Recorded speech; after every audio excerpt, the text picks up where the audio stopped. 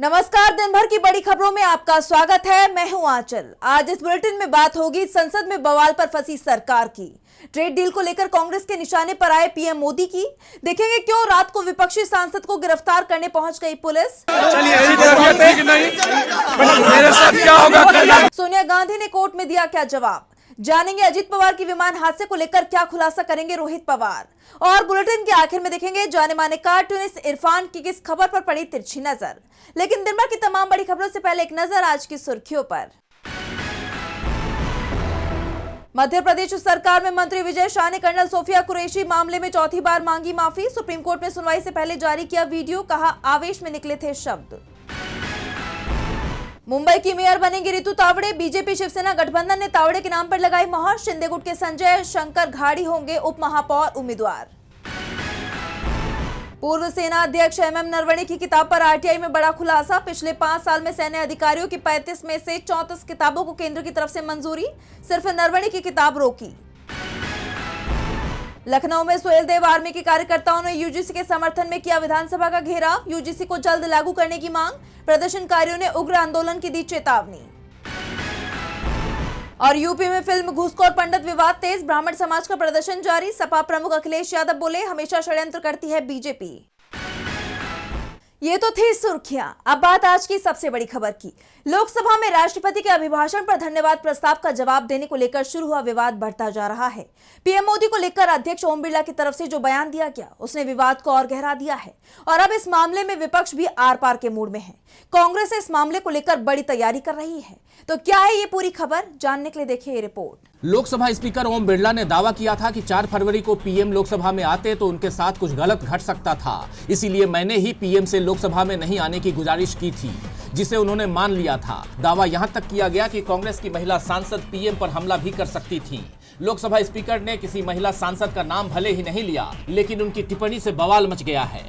Lok Sabha speaker पर आरोप लग रहे हैं कि पीएम मोदी को बचाने के लिए उन्होंने ये बयान दिया है और अब कांग्रेस की तरफ से स्पीकर के दावे पर उन्हें घेरने की तैयारी कर ली गई है। प्रियंका गांधी के नेतृत्व में एक टीम बनाई गई है। इसमें कांग्रेस सांसद ज्योतिमानी, वर्षा गायकवाड़, आर सुधा, गेनी बेन ठाकुर, के काव्या और शोभा बच्छाओ को शामिल किया गया है। ये वो सांसद हैं जिन पर लोकसभा स्पीकर ने बिना नाम लिए आरोप लगाए थे। ये पीएम पर हमला कर सकते थे। अब सांसदों की ये टीम प्रियंका की देखरेख में काम करेगी। लोकसभा स्पीकर को खत लिखकर आपत्ति दर्ज कराने की तैयारी की जा रही है। स्पीकर से ये सवाल भी किया जा सकता है कि उनके पास ये खबर कहां से आई कि कांग्रेस की महिला सांसद पीएम पर हमला करने वाली थी। कांग्रेस सांसदों का कहना है कि लोकसभा स्पीकर की टिप्पणी पूरी तरह से गलत थी, इसे टाला जा सकता था। स्पीकर ने गतिरोध दूर करने की जगह टकराव को बढ़ावा दिया। इससे पहले प्रियंका गांधी ने कहा था कि पीएम मोदी को बचाने के लिए ही स्पीकर ने ये टिप्पणी की है। स्पीकर सरकार के दबाव में दिखाई दे रहे हैं, जबकि विपक्ष के नेता राहुल गांधी ने तो पहले ही कह दिया था कि पीएम संसद में नहीं आएंगे, क्योंकि वो विपक्ष का सामना करने से डर रहे हैं। ऐसे में लोकसभा स्पीकर खुद सवालों में फंस गए। इसे लेकर पूर्व उपराष्ट्रपति हामिद अंसारी का बयान भी सामने आया है, जिसमें उन्होंने कहा है कि क्या कोई इतना शक्तिशाली हो सकता है जो अध्यक्ष की संवैधानिक शक्तियों को दबा दे? क्या बाहरी शक्तियां या कार्यपालिका अब संसद के प्रबंधन में हस्तक्षेप कर रही हैं? तो स्पीकर साहब का जो भी फैसला रहा हो, मुझे नहीं मालूम, अखबार में जो लिखा है वर्तमान कि कोई इतना पावरफुल हो जाएगा कि स्पीकर को दबा देगा। तो हामिद अंसारी ने सवाल उठाया है कि संसद के अंदर सुरक्षा स्पीकर के कंट्रोल में होती है। अगर महिला सांसद विरोध भी कर रही थी तो उन्हें पीएम के रास्ते या उनकी चेयर के पास से हटाया जा सकता था, लेकिन यहाँ तो सीधे सीधे पीएम मोदी पर हमले के आरोप ही लगा दिए गए हैं। सरकार की रणनीति और स्पीकर के बयान के बाद साफ दिख रहा है कि अगले सप्ताह भी संसद में गतिरोध बना रहेगा। संसद में मोदी सरकार बुरी तरह से फंस गई है, तो कांग्रेस ने भी सरकार को घेर लिया है। भारत और अमेरिका के बीच हाल ही में हुई ट्रेड डील को लेकर विपक्ष सरकार से सवाल पूछ रहा है और अब कांग्रेस ने पीएम मोदी पर तंज कसा है। साथ ही भारत और अमेरिका ट्रेड डील को लेकर बड़ी बात कह दी है। तो क्या कुछ कहा कांग्रेस ने, जानेंगे इस रिपोर्ट में। भारत और अमेरिका के बीच हुई ट्रेड डील को लेकर विपक्ष लगातार सरकार पर कई सवाल दाग रहा है, तो दूसरी तरफ दोनों देशों ने एक अंतरिम व्यापार समझौते का फ्रेमवर्क जारी किया है, साथ ही इसे जल्द लागू करने और अंतरिम समझौते को अंतिम रूप देने की दिशा में काम करने का ऐलान किया है, जिसके बाद पीएम मोदी ने इसे लेकर एक्स पर पोस्ट किया कि भारत और अमेरिका के लिए खुशखबरी, हम दोनों देशों के बीच एक अंतरिम व्यापार समझौते के ढांचे पर सहमत हो गए हैं। मैं राष्ट्रपति ट्रंप को हमारे देशों के बीच मजबूत संबंधों के प्रति उनकी व्यक्तिगत प्रतिबद्धता के लिए धन्यवाद देता हूं। तो वहीं इससे पहले अमेरिकी राष्ट्रपति डोनाल्ड ट्रंप ने सोशल मीडिया प्लेटफॉर्म ट्रूथ पर लिखा था कि हमने व्यापार, रूस और यूक्रेन के साथ युद्ध समाप्त करने समेत कई विषयों पर चर्चा की। भारत रूसी तेल खरीदना बंद करने और अमेरिका वेनेजुएला से अधिक तेल खरीदने पर सहमत हो गया है। इससे यूक्रेन में चल रहे युद्ध को समाप्त करने में मदद मिलेगी, जिसमें हर हफ्ते हजारों लोगों की जान जा रही है। भारत अमेरिका व्यापार समझौते को लेकर जारी किए गए संयुक्त बयान पर अब घमासान मच गया है। एक तरफ इसकी वाहवाही हो रही है, तो दूसरी तरफ विपक्ष इसे लेकर मोदी सरकार पर ताबड़तोड़ हमले कर रहा है। इसी कड़ी में कांग्रेस ने तीखी प्रतिक्रिया देते हुए एक्स पर पोस्ट किया कि इस व्यापार समझौते से अमेरिका को फायदा होगा, भारत को नहीं। इससे हमारे किसानों, व्यापारियों और छोटे व्यवसायों को भारी नुकसान होगा। नरेंद्र मोदी ने भारत की जनता के लिए जरा भी चिंता नहीं दिखाई है। उन्होंने हमारे बाजार खोल दिए हैं और उन्हें ट्रंप के हवाले कर दिया है। मोदी डर के मारे ऐसा कर रहे हैं। एप्स्टीन कांड के दबाव में वो देश को होने वाले नुकसान की परवाह किए बिना खुद को बचाने के लिए बेताब हैं। इसलिए उन्होंने एक ऐसे समझौते पर हस्ताक्षर किए हैं जो भारत को कमजोर करता है और हमारे राष्ट्रीय हितों को खतरे में डालता है। भारत और अमेरिका ट्रेड डील को लेकर कई सवाल उठ रहे हैं, तो सवाल पूर्णिया से निर्दलीय सांसद पप्पू यादव की गिरफ्तारी पर भी खड़े हो रहे हैं। 30 साल पुराने मामले को पप्पू यादव की गिरफ्तारी की वजह बताया जा रहा है, लेकिन पप्पू ने इसे राजनीतिक साजिश बताया है। यहाँ तक दावा किया है कि उनकी जान संकट में है। तो क्या है पप्पू यादव की गिरफ्तारी की असली वजह, जानेंगे इस रिपोर्ट में। पूर्णिया से निर्दलीय सांसद पप्पू यादव को पटना पुलिस ने 6 और 7 फरवरी की दरमियानी रात उनके आवास से गिरफ्तार कर लिया। ये कार्रवाई 31 साल पुराने मामले में की गई है। गिरफ्तारी के बाद सांसद की तबीयत बिगड़ने पर उन्हें IGIMS और PMCH भेजा गया। कोर्ट ने उन्हें 2 दिनों की न्यायिक हिरासत में अस्पताल में ही रहने का आदेश दिया है। दरअसल ये विवाद मकान मालिक विनोद बिहारी लाल की तरफ से दर्ज कराए गए धोखाधड़ी के मामले से जुड़ा है। आरोप है कि पप्पू यादव ने निजी इस्तेमाल के लिए घर किराए पर लिया था, लेकिन बाद में उसे राजनीतिक कार्यालय बना दिया। उन पर जालसाजी धारा 420, घर में घुसपैठ धारा 448 और धमकी धारा 506 जैसे आरोप हैं। सांसद के बार बार कोर्ट में पेश न होने पर MP MLA विशेष अदालत ने उनके खिलाफ वारंट जारी किया था। पप्पू यादव ने इस गिरफ्तारी को राजनीतिक प्रतिशोध करार दिया है। उन्होंने लिखा कि बहुत शानदार बिहार पुलिस, हम नीट छात्रा न्याय की लड़ाई लड़े, बिहार पुलिस के पेट में दर्द हो गया, हमें गिरफ्तार करने पटना आवास पहुंच गई, लेकिन इससे पप्पू यादव न झुकेगा न चुप होगा। बेईमानों की कारगुजारियों को बेनकाब करके रहेंगे, जेल भेज दो, पप्पू रुकेगा नहीं। गिरफ्तारी को लेकर पप्पू यादव ने यहां तक दावा किया कि उनकी जान को खतरा है और उनके साथ कुछ भी हो सकता है। गिरफ्तार कर लिया गया है पप्पू जी। तो सरकार से पूछिए, बच्ची को बचाना,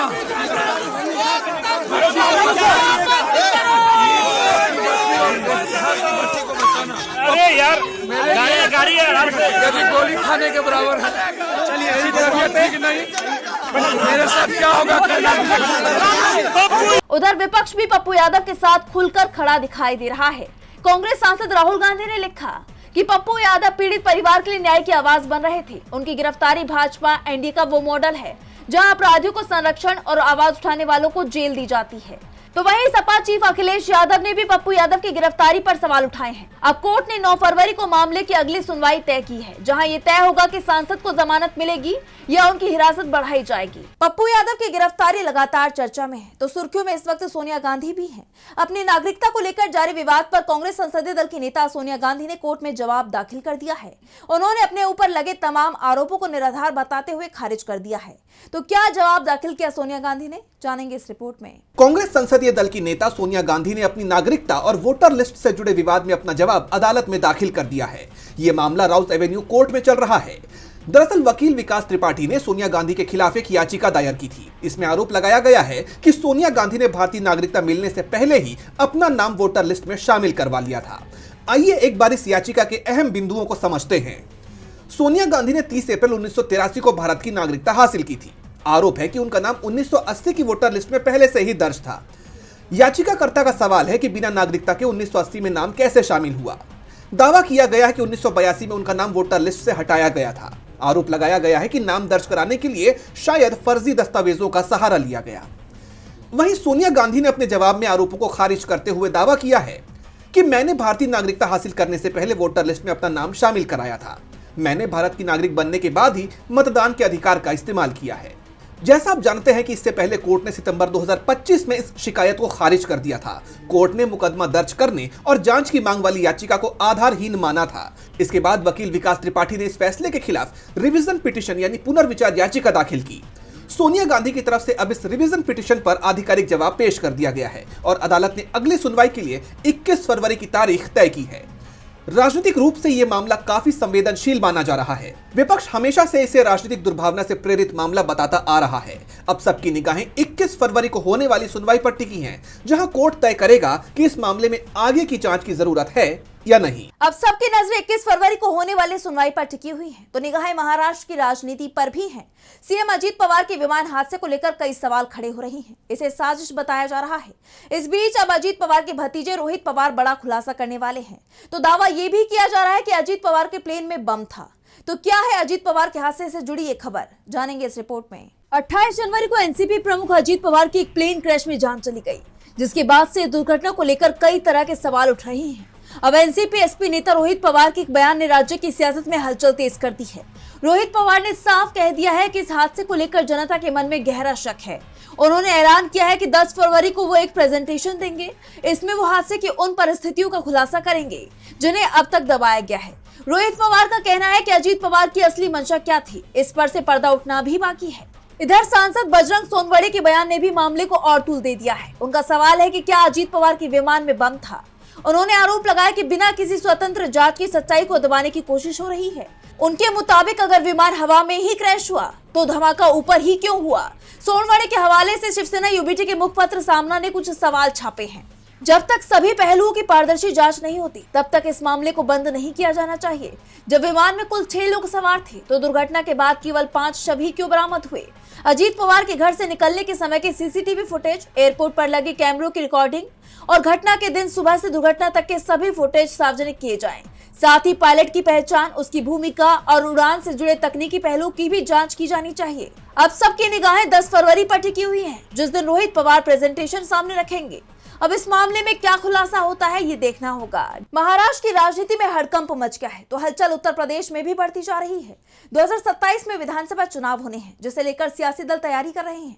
इसी कड़ी में बसपा प्रमुख मायावती ने लखनऊ में पार्टी पदाधिकारियों की बड़ी बैठक बुलाई, जिसमें एक तरफ कई मुद्दों पर चर्चा की गई। आने वाले चुनाव को लेकर तैयारियां शुरू करने के निर्देश दिए गए, तो दूसरी तरफ मायावती ने बीजेपी पर आरोपों की बरसात कर दी। देखिए रिपोर्ट। 2027 यूपी विधानसभा चुनाव को देखते हुए बसपा प्रमुख मायावती ने अपनी कमर कसनी शुरू कर दी है। इसी कड़ी में उन्होंने 7 फरवरी को सभी जिला प्रभारियों और विधानसभा प्रभारियों की बैठक बुलाई। इस बैठक में पार्टी की आर्थिक मदद के लिए दिए गए कार्यों की समीक्षा की गई। एसआईआर के चलते किस तरह पार्टी के कार्य प्रभावित हुए हैं, इस पर भी चर्चा की गई। साथ ही पार्टी के कार्यों को जल्द पूरा करने के लिए विशेष कदम उठाए जाने को लेकर रोड मैप भी तैयार किया गया। सभी के कार्यों की समीक्षा की गई और एसआईआर को लेकर भी पार्टी कार्यकर्ताओं को अवगत कराया गया। इस बीच बसपा सुप्रीमो मायावती ने बीजेपी पर बड़ा हमला बोलते हुए कहा कि केंद्र और राज्य की अधिकांश सरकारें जनहित के मुद्दे पर ध्यान नहीं दे रही है। मौजूदा सरकार ज्यादातर धर्म और जाति की आड़ में अपनी राजनीति चमकाने में जुटी है, जिससे समाज में आपसी द्वेष और नफरत की भावना पैदा हो रही है, जो देश और जनहित में ठीक नहीं है। हम सभी को मिलकर निपटना होगा। संसद में सत्ता विपक्ष जनहित पर चर्चा के बजाय एक दूसरे को नीचा दिखाने का ड्रामा कर रहा है, जो दुर्भाग्यपूर्ण है। दोनों को संविधान के मान सम्मान और गरिमा का ध्यान रखना चाहिए। संसद चलाने के कानूनों पर सत्ता और विपक्ष दोनों को अमल करना चाहिए। जैसे आप जानते हैं कि यूपी में अगले साल चुनाव होने हैं, इसी को लेकर सियासी दलों ने कमर कस ली है। अब देखना ये होगा कि मायावती के हमलों पर बीजेपी की तरफ से क्या सफाई आती है। मायावती के हमलों से बीजेपी घिर गई है, तो केंद्र सरकार के एक फैसले पर विवाद खड़ा हो गया है। केंद्र सरकार ने हाल ही में पद्म पुरस्कार देने का ऐलान किया था और अब इसे लेकर विवाद शुरू हो गया है, क्योंकि जिन लोगों को पुरस्कार देने का ऐलान किया गया, उनकी तरफ से ही अब आपत्ति दर्ज कराई गई है। तो क्या है ये पूरी खबर, जानने के लिए देखिए ये रिपोर्ट। केरल में इस साल विधानसभा चुनाव होने हैं, जिसके चलते राज्य का सियासी पारा चढ़ा हुआ है। इस बीच केंद्र सरकार की तरफ से पद्म पुरस्कारों का ऐलान किया गया, जिसमें केरल के पूर्व सीएम और सीपीएम के सीनियर नेता रहे वीएस अच्युतानंद का भी नाम शामिल था। अच्युतानंद को यह पुरस्कार उनके दुनिया से चले जाने के बाद दिया जा रहा था, लेकिन अब उनके परिवार ने यह सम्मान लेने से इनकार कर दिया है। सीपीएम के महासचिव एम ए बेबी ने भी इसको लेकर अपना और अपनी पार्टी का रुख साफ कर दिया है। उन्होंने कहा, कि पार्टी का रुख साफ है कि अच्युतानंद के परिवार को यह सम्मान स्वीकार नहीं करना चाहिए। अगर वीएस अच्युतानंद जीवित होते तो वो खुद भी ये पुरस्कार स्वीकार नहीं करते, क्योंकि वो हमेशा पार्टी की विचारधारा और सिद्धांतों पर अडिग रहा करते थे। ऐसे में उनका परिवार भी उनके ही जैसा फैसला ले सकता है। पार्टी की नीतियों पर अच्युतानंद के परिवार ने भी मुहर लगा दी। अच्युतानंद के बेटे वीए अरुण कुमार ने भी अपना रुख साफ कर दिया है। उन्होंने कहा, हमारा मानना है कि लोगों के दिलों में वीएस की जगह किसी भी अवार्ड से बड़ी है। हम लोगों के प्रति आभार व्यक्त करते हैं कि वो उन पर अपना स्नेह और सम्मान बरसाते रहते हैं। पार्टी की तरफ से जो फैसला लिया जाएगा वही फैसला हम लोग भी करेंगे। जैसा आप जानते हैं कि वामपंथी दलों की ये विचारधारा है कि वो सरकारी सम्मानों को स्वीकार नहीं करते, और इसी कड़ी में पार्टी की तरफ से ये फैसला लिया गया। नरसिम्हा राव की सरकार ने कम्युनिस्ट नेता ईएमएस नंबूदरीपाद को पद्म विभूषण से नवाजने की पेशकश की थी, लेकिन उन्होंने ये सम्मान लेने से मना कर दिया था। इसके अलावा साल 1996 में यूनाइटेड फ्रंट की सरकार ने पश्चिम बंगाल के तत्कालीन सीएम ज्योति बसु को भी भारत रत्न देने पर विचार किया था, तो उस दौरान सीपीएम और बसु ने यह सम्मान स्वीकार करने से इनकार कर दिया था। वहीं सीपीएम के महासचिव हरकिशन सिंह सुरजीत, पश्चिम बंगाल के पूर्व मुख्यमंत्री बुद्धदेव भट्टाचार्य के मामले में भी पार्टी और उनके परिवार ने यही रुख अपनाया था, और अब एक बार फिर पार्टी अपने मूल्यों पर कायम है। और बुलेटिन के आखिर में देखेंगे जाने माने कार्टूनिस्ट इरफान की किस खबर पर पड़ी तिरछी नजर।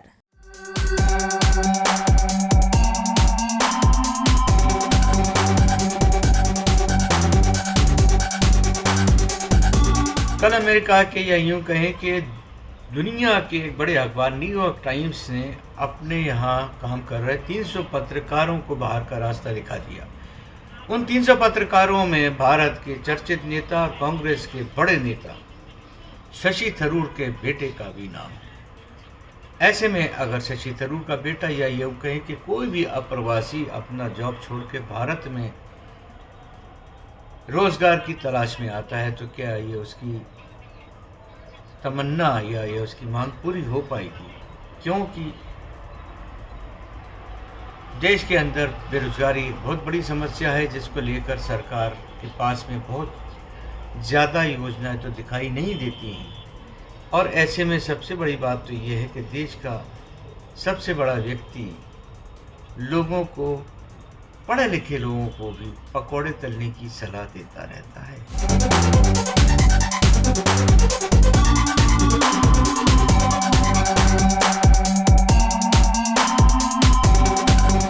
बहुत बहुत शुक्रिया इरफान जी। तो आज इस बुलेटिन में बस इतना ही। आप देखते रहिए डीवी लाइव। नमस्कार।